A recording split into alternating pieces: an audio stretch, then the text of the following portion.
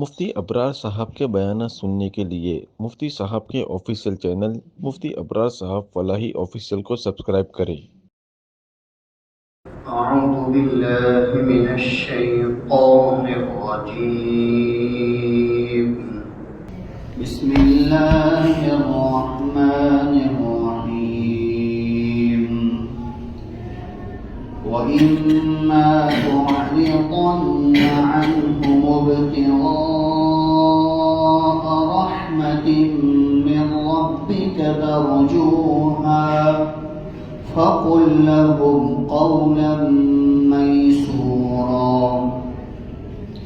وَلَا تَجْعَلْ يَدَكَ مَغْلُولَةً إِلَىٰ عُنُقِكَ وَلَا تَبْسُطْهَا كُلَّ الْبَسْطِ فَتَقْعُدَ مَلُومًا مَّحْسُورًا صدق اللہ العظیم۔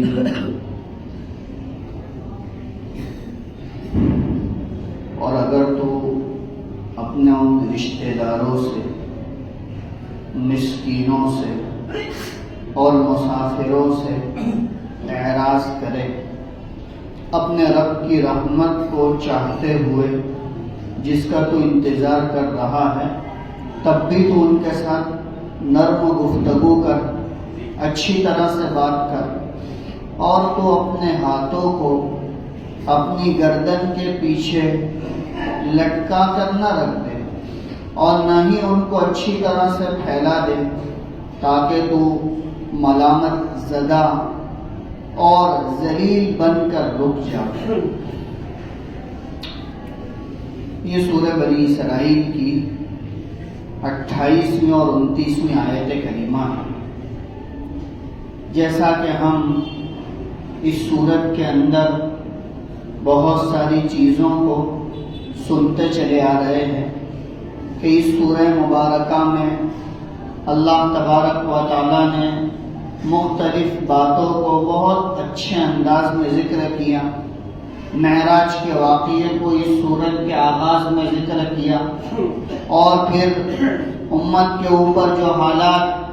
حضرت موسیٰ علیہ السلام کے بعد آئے، حضرت عیسیٰ علیہ السلام کے بعد آئے، ان تمام کو ذکر کیا، آخرت کی طرف توجہ دلائی، قرآن پاک کی حقانیت کو ذکر کیا۔ اور جیسا کہ ہم کافی دنوں سے سن رہے ہیں کہ اس تیسرے رکوع کے آغاز سے اللہ تبارک و تعالیٰ نے ان 15 اصولوں کو ذکر کیا ہے کہ جن اصولوں پر چل کر آدمی اپنی زندگی کو بہتر بنا سکتا ہے۔ اگر ایک معاشرہ ان اصولوں پر اپنے آپ کو کھڑا کر دے تو وہ پاکیزہ اور بہترین معاشرہ بن سکتا ہے، جس کو ہم نے بہت تفصیل کے ساتھ سنا۔ 4 اصول ذکر کر دیے گئے۔ پہلا اصول اللہ تبارک و تعالیٰ کی عبادت کے متعلق تھا کہ اللہ کے علاوہ کسی کی عبادت نہ کی جائے، اللہ کے علاوہ کسی کی پرستش نہ کی جائے، اللہ کے علاوہ کسی کے سامنے سجدہ نہ کیا جائے۔ دوسرا اصول والدین کے ساتھ حسن سلوک کے بارے میں ذکر کیا کہ والدین کے ساتھ پوری زندگی اچھا سلوک کیا جائے، اور خاص طور پر جب وہ بڑھاپے کی عمر کو پہنچ جائے تو ان کا بہت زیادہ احترام کیا جائے۔ 3 چیزوں کو وہاں پر خاص طور پر ذکر کیا تھا۔ پھر تیسرے نمبر پر مسکینوں کو، رشتہ داروں کو اور مسافروں کو جو عطا کرنا ہے، جن کا نفقہ آپ کے ذمہ واجب ہے، اس نفقے کے باب میں ذکر کیا۔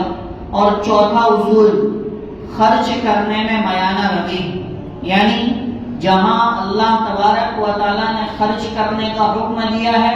وہاں اسراف نہ کیا جائے، اور جن چیزوں میں اللہ تبارک و تعالیٰ نے خرچ کرنے کا بالکل حکم نہیں دیا ہے وہاں اپنے آپ کو 1 روپیہ خرچ کرنے سے بھی بچانا، جس کو گزشتہ کل ذکر کیا ہے۔ حلال میں خرچ کرنے کو اسراف کہا جاتا ہے، اور حرام میں خرچ کرنے کو تبذیر کہا جاتا ہے۔ اللہ تبارک و تعالیٰ نے اس سے اوپر والی آیت میں یہی بات ذکر کی کہ ان المبذرین کانوا اخوان الشیاطین، کہ بے شک بے محل اور ناجائز جگہوں پر خرچ کرنے والے شیطان کے بھائی ہیں، اور شیطان تو ہے ہی اپنے رب کا ناشکرا۔ جیسا کہ گزشتہ کل ذکر کیا کہ جن چیزوں میں خرچ کرنے کی اللہ تبارک و تعالیٰ نے بالکل اجازت نہیں دی ہے، گناہوں میں خرچ کرنا، اللہ کی نافرمانی میں خرچ کرنا، معصیت میں خرچ کرنا،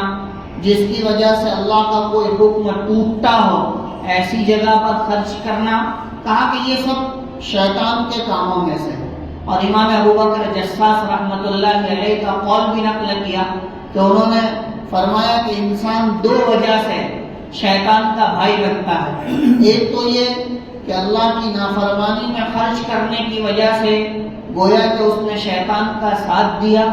شیطان کی اعانت اور اس کی مدد کی، گویا کہ وہ اس کا بھائی بن گیا اور اس کے ساتھ تعاون میں شریک ہو گیا۔ جیسا کہ ہم دیکھ رہے ہیں کہ امت کا ایک بہت بڑا طبقہ اللہ کی نافرمانی میں خرچ کرتا ہے، اللہ کی معصیت میں خرچ کرتا ہے۔ لہذا اس مال کے باب میں اللہ تبارک و تعالیٰ کا دستور اور قانون یہ ہے کہ قیامت کے دن آدمی کو یہ بھی پوچھا جائے گا کہ کہاں سے کمایا تھا، اور یہ بھی پوچھا جائے گا کہ کہاں خرچ کیا تھا۔ اسی وجہ سے حدیث قدسی کے اندر یہ بات ذکر کی گئی ہے کہ میدان حشر میں آدمی جس جگہ پر کھڑا ہوگا وہاں اس کے قدم بالکل چپک جائیں گے، یعنی اس جگہ سے اس کے قدم ہل بھی نہیں سکتے، اور وہ اپنے قدم کو ہلا بھی نہیں سکتا جب تک کہ 5 چیزوں کا معقول جواب نہ دے دے۔ اور اس میں سے آخری چیز یہ ہے کہ مال کے متعلق پوچھا جائے گا من این اکتسبہ وفیما انفقہ، کہ کہاں سے کمایا تھا، یعنی کمائی کے راستے بھی حلال تھے کہ نہیں تھے، کمائی کے راستے بھی حلال یا پاکیزہ تھے یا نہیں تھے، اور کہاں خرچ کیا۔ اللہ کی نافرمانی اور اللہ کی معصیت میں تو خرچ نہیں کیا۔ اگر اللہ کی نافرمانی اور معصیت میں خرچ کیا ہے تو کہا کہ یہ شیطان کے بھائی ہے، اور جس طرح شیطان کے بھائی اور شیطان کے چیلے جہنم میں جائیں گے، اسی طرح یہ تبدیل کرنے والے امام ابو بکر جساس رحمۃ اللہ علیہ فرماتے ہیں کہ یہ لوگ بھی قیامت کے دن شیطان کے ساتھ جہنم میں جائیں گے۔ یہ 4 اصولوں کو ذکر کرنے کے بعد 5واں اصول یہاں پر ذکر کیا گیا ہے۔ 5واں اصول کیا ہے؟ 5واں اصول اوپر جو 3را اصول ذکر کیا گیا تھا اسی کی تکمیل ہے کہ اگر آپ اپنے رشتہ داروں کو دینا تو چاہتے ہیں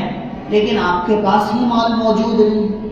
آپ مسافروں کے ساتھ اچھا سلوک تو کرنا چاہتے ہیں لیکن آپ خود ہی تنگ دست ہیں، آپ اپنے قریبی اور دور والے رشتہ داروں کی دل کے ساتھ اعانت کرنا چاہتے ہیں، مدد کرنا چاہتے ہیں، آپ ان کو دینا چاہتے ہیں لیکن آپ کے پاس ہی نہیں ہے، تو ایسی صورت میں آپ کا یہ فریضہ ہے کہ ان کے ساتھ نرم گفتگو کریں، اچھی طرح سے بات کریں اور ان سے یہ امید رکھیں کہ میرے پاس اگر آئے گا تو میں آپ کو ضرور دوں گا۔ اسی وجہ سے اس آیت کریمہ کے شان نزول میں حضرات علماء مفسرین نے مختلف باتیں نقل کی ہے۔ ایک روایت تو یوں ذکر کی گئی ہے کہ حضرت خباب اور حضرت بلال رضی اللہ عنہما نبی اکرم صلی اللہ علیہ وسلم کے پاس آئے اور آ کر اپنی تنگدستی کا اظہار کیا کہ حضور ہمارے پاس کھانے کو کچھ نہیں ہے اور ہمارے پاس زندگی بسر کرنے کے لیے کوئی چیز نہیں ہے۔ تو اللہ کے نبی صلی اللہ علیہ وسلم نے ان سے امید دلائی اور کہا کہ میرے پاس بھی ابھی فی الحال تو کچھ ہے نہیں، میرے پاس اگر آئے گا تو میں تم کو ضرور عطا کروں گا اور میں تم کو ضرور دوں گا۔ اس پر اللہ تبارک و تعالیٰ نے یہ آیت کریمہ نازل فرمائی۔ ایک دوسرا شان نزول یہ نقل کیا گیا ہے کہ ایک مرتبہ ایک شخص رسول اللہ صلی اللہ علیہ وسلم کے پاس اپنی حاجت اور ضرورت لے کر آئے اور حضور علیہ السلام کا یہ معمول تھا کہ آپ کسی کو منع نہیں فرمانا، کسی کو نہ نہیں کہتے تھے، آپ کی پوری زندگی کے اندر نہ تھا ہی نہیں۔ لہذا ایک مرتبہ ایک شخص حضور اکرم صلی اللہ علیہ وسلم کے پاس اپنی ضرورت لے کر آئے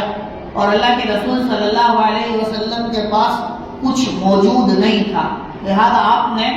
دوسرے کا حوالہ دیا اور کہا کہ فلاں کے پاس جاؤ اور میرا نام لے کر وہاں سے وصول کر لو۔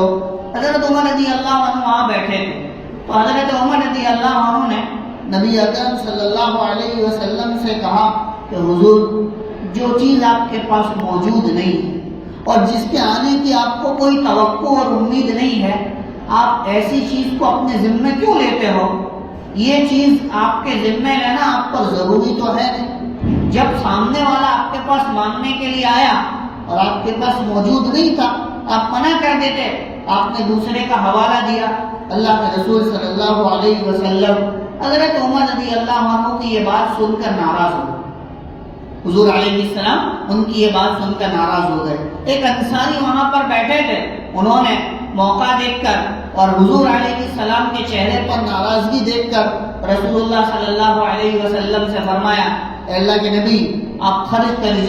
خرچ کیجئے، وَلَا تَخْشَ ذِي الْعَرْشِ اِقْلَالًا، اور عرش والے سے کمی کا خوف نہ کیجئے، وہ آپ کو بہت دے گا، اور اللہ تبارک و تعالیٰ آپ پر بڑا مہربان ہے، لہذا آپ کو کبھی ضائع نہیں کرے گا، اور کبھی اللہ تبارک و تعالیٰ آپ کے وعدے کو ادھورا نہیں چھوڑے گا۔ اس پر اللہ کے نبی صلی اللہ علیہ وسلم بہت خوش ہوئے، اور اس انصاری کی بات پر اللہ کے رسول صلی اللہ علیہ وسلم کے چہرے پر رونق آ گئی، جس پر اللہ تبارک و تعالیٰ نے یہ آیت کریمہ نازل فرمائی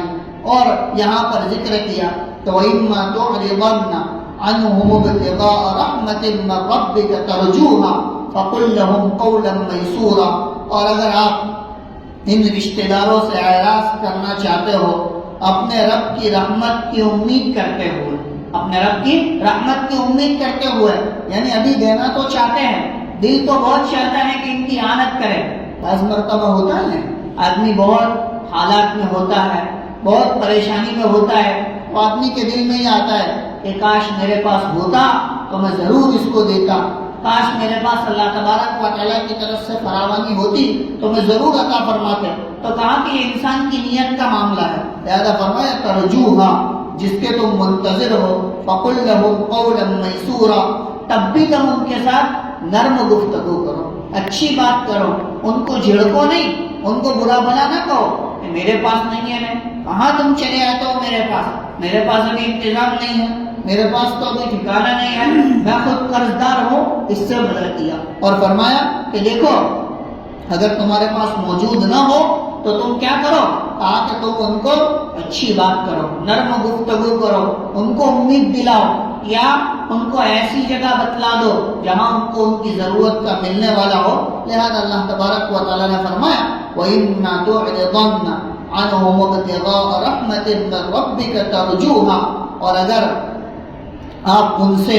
ان رشتہ داروں سے، ان مسکینوں سے، ان فقیروں سے اعراض کرنا چاہتے ہو، آپ کے رب کی رحمت سے امید کرتے ہوئے جس کے آپ منتظر ہو، فَقُل لَّهُمْ قَوْلًا مَّيْسُورًا، تب بھی تم ان سے نرم گفتگو کرو اور نرم لہجے میں بات کرو۔ اللہ کے رسول صلی اللہ علیہ وسلم کا معمول تھا کہ آپ جو ہے وہ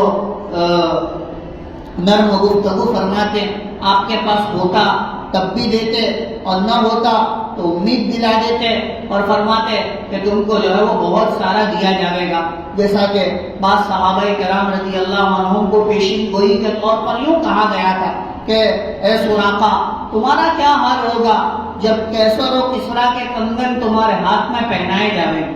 حالانکہ وہ ایک ایسا دور تھا کہ کوئی تصور بھی نہیں کر سکتا کہ امت مسلمہ اتنی آگے بڑھے گی اور اسلام کو اتنی ترقی ہوگی کہ کیسر و کسرا کے بادشاہ جو کنگن اپنے ہاتھ میں پہنتے تھے وہ امیر المومنین کے ہاتھ میں لائے جائیں گے اور مسلمانوں کو دیے جائیں گے۔ لہذا حضرت عمر بن خطاب رضی اللہ تعالیٰ عنہ کے دور خلافت میں کیسر و کسرا کے کنگن ان کے ہاتھوں میں لائے گئے اور ان کی خدمت میں لائے گئے، تو انہوں نے حضرت نبی پاک صلی اللہ علیہ وسلم کی دعا کی وجہ سے حضرت سراقہ ابن مالک کو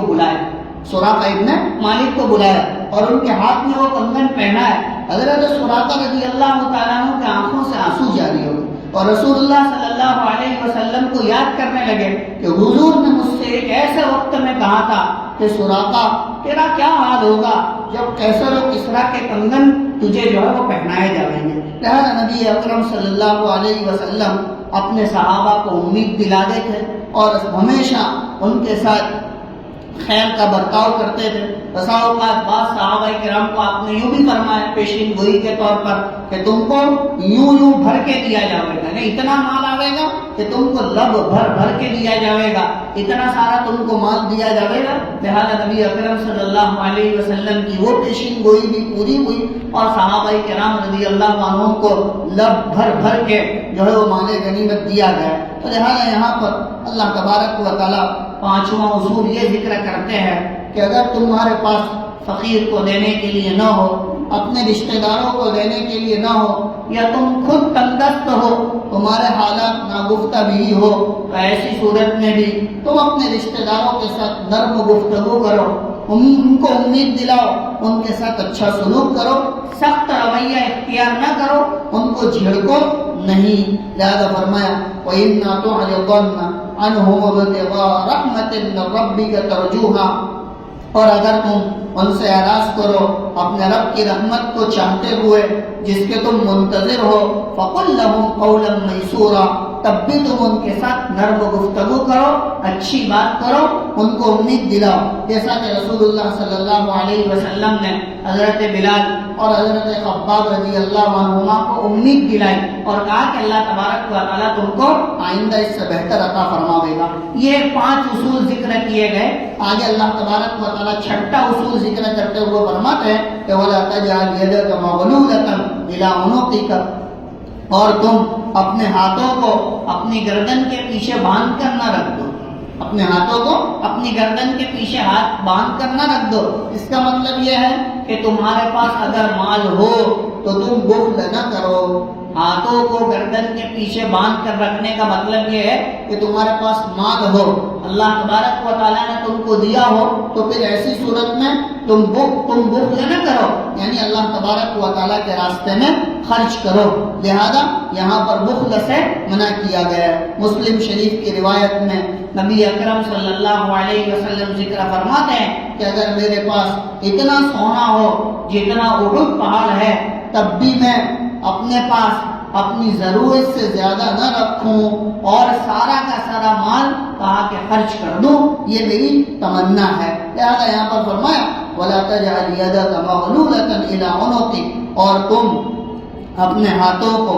اپنی گردن کے پیچھے نہ ڈال دو، یعنی بخل نہ کرو، ہاتھوں کو باندھ کر نہ رکھو، ہاتھوں کو روک کر نہ رکھو، بلکہ اللہ کے نام پر خرچ کرو۔ صحابہ کرام رضی اللہ عنہم نے رسول اللہ صلی اللہ علیہ وسلم کے نقش قدم پر ایسا ہی کیا، جتنا مال آتا سارا کا سارا خرچ کر دیا جاتا اور اپنی ذات کے باب میں بھی فکر نہ فرماتے۔ حضرت ابوبکر رضی اللہ عنہ نے اپنا پورا مال دے دیا اور اللہ کے رسول صلی اللہ علیہ وسلم نے ان کے مال کو قبول بھی فرما لیا، اور ایک صحابی آئے اور آ کر اللہ کے رسول صلی اللہ علیہ وسلم کے پاس بیٹھے اور کبوتر کے انڈے کے برابر سونے کی ڈلیا لے کر آئے اور کہا کہ حضور آپ اسے قبول کر لیجئے، حضور آپ اسے قبول کر لیجئے، لیکن میرے پاس اس کے علاوہ کچھ بھی نہیں ہے، جو کچھ ہے وہ یہی ہے۔ اللہ کے نبی صلی اللہ علیہ وسلم نے ان کو واپس دے دیا، اعراض کر دیا، اور وہ سونے کی ڈلیا کو اتنی زور سے پھینکا کہ اگر وہ کسی کو لگ جاتی تو وہ زخمی ہو جاتا، اور پھر فرمایا کہ تم میں سے بعض لوگ اپنا مال لے کر آتے ہیں اور اپنا سارا مال لے کر اللہ کے سامنے پیش کرنا چاہتے ہیں اور پھر یوں کہتے ہیں کہ ہمارے پاس اس کے علاوہ کچھ نہیں ہے، تو کہا کہ یہ اچھی بات نہیں ہے۔ لہذا آدمی خرچ کرے، اخلاص کے ساتھ خرچ کرے، اللہ کی رضا جوئی کے ساتھ خرچ کرے۔ اس وجہ سے رسول اللہ صلی اللہ علیہ وسلم نے اپنے بعض صحابہ سے پورا مال قبول کر لیا اور بعض صحابہ کو اس کی تلقین فرمائی کہ اپنا پورا مال نہیں بلکہ کچھ دو۔ جب حضرت عبد الرحمن ابن عوف رضی اللہ تعالیٰ عنہ نے نبی اکرم صلی اللہ علیہ وسلم سے درخواست کی کہ حضور میں چاہتا ہوں کہ اپنا پورا کا پورا مال اللہ کے نام پر صدقہ کر دوں، تو اللہ کے نبی صلی اللہ علیہ وسلم نے منع فرمایا اور فرمایا کہ اتنا اتنا مال دو اور اتنا اتنا مال اپنے لیے باقی رکھو۔ تو لہذا بعض لوگوں کو رسول اللہ صلی اللہ علیہ وسلم نے پورا خرچ کرنے کا حکم فرمایا اور بعض لوگوں سے منع فرمایا کہ جو ہے وہ پورا خرچ نہ کرے، اور بعض مرتبہ ترغیب بھی دلائی، جیسا کہ ایک روایت میں نقل کیا گیا ہے کہ نبی اکرم صلی اللہ علیہ وسلم جمعہ کا خطبہ دینے کے لیے منبر پر تشریف لا چکے تھے جمعہ کا خطبہ دینے کے لیے منبر پر تشریف لا چکے تھے اور ایک شخص آئے بالکل پراگندہ حال، پراگندہ بال، پھٹے پرانے کپڑوں کے ساتھ اور مسجد نبوی میں آ کر بیٹھے۔ اللہ کے نبی صلی اللہ علیہ وسلم نے خطبے کو روک دیا، نبی شروع نہیں کیا تھا، رک گئے اور ان کو حکم دیا کہ کھڑے ہو اور کھڑے ہو کر نماز پڑھے۔ لہذا وہ صحابی کھڑے ہوئے اور کھڑے ہو کر نماز پڑھی، اور نبی اکرم صلی اللہ علیہ وسلم اس کے ذریعے سے یہ چاہتے تھے تاکہ سارے کے سارے نمازی اس آدمی کو دیکھ لے، اس کی پراگندہ حالی کو دیکھ لے، لہذا انہوں نے نماز پڑھی، اور نماز پڑھنے کے بعد جب وہ بیٹھے تو اللہ کے رسول صلی اللہ علیہ وسلم خطبہ دینے کے لیے کھڑے ہوئے، اور پھر نماز کے بعد آپ نے ان کے باب میں اعلان کیا کہ ان کی ضرورت کو پورا کیا جائے۔ لہذا بسا اوقات رسول اللہ صلی اللہ علیہ وسلم اپنے صحابہ کے لیے اس طرح بھی جو ہے وہ کیا کرتے تھے۔ یہاں پر اللہ تبارک و تعالیٰ فرماتے ہیں وَلَا تَجْعَلْ يَدَكَ مَغْلُولَةً إِلَىٰ عُنُقِكَ، اور تو اپنے ہاتھ کو اپنے گردن کے پیچھے باندھ کر نہ رکھ، وَلَا تَبْسُطْهَا كُلَّ الْبَسْطِ، اور ان کو